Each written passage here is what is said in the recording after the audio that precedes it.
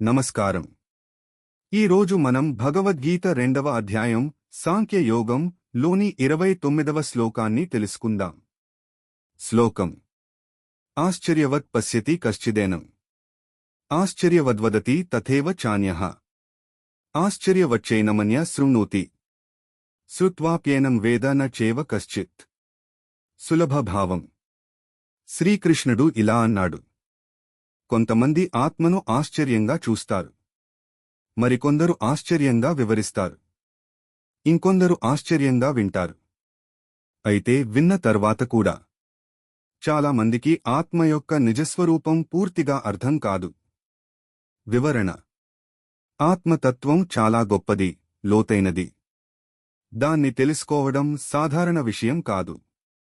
వినడం మాత్రమే సరిపోదు, అనుభవించాలి, ఆచరించాలి. శ్రీకృష్ణుడు చెబుతున్నది: ఆత్మజ్ఞానం అనేది అద్భుతమైన ఆధ్యాత్మిక అనుభవం, జీవిత సందేశం.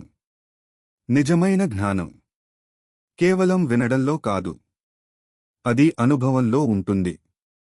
ఆధ్యాత్మిక సత్యాలను మనసుతో గ్రహించాలి.